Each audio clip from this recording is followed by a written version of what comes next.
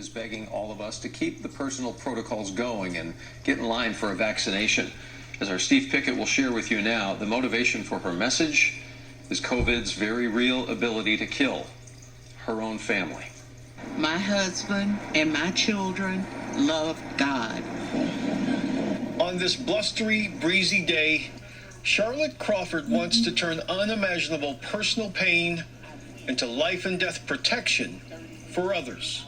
I hope my story will help them to understand and know that this will kill you. My son died first, my husband died second, and then my daughter died after that. Among the now 7,000 plus deaths from COVID-19 infection in North Texas, husband Henry Royce Crawford, son Royce Jr., and daughter Natalia all belong to this Parkland Hospital specialist. Royce Jr., a 33-year-old public school teaching assistant, was the first to get sick. He died in February.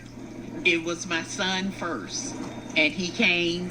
He couldn't breathe. My husband brought him to the emergency room at Parkland. By Thursday, my daughter couldn't breathe. My daughter died on Saturday.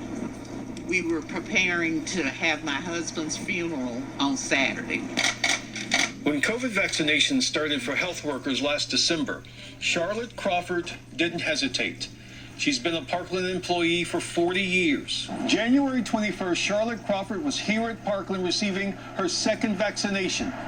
But 7 days later, COVID infected everyone else in her household. Her message now? I would like for everyone to hear it, but especially the Black community, the Hispanic community. And the only reason I'm sitting here is because I got my shots. They need to know about it now.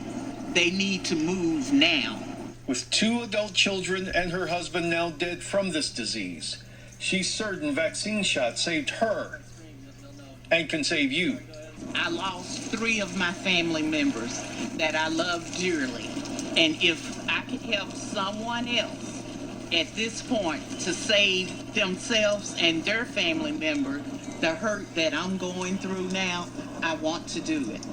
In Dallas, Steve Pickett, CBS 11 News.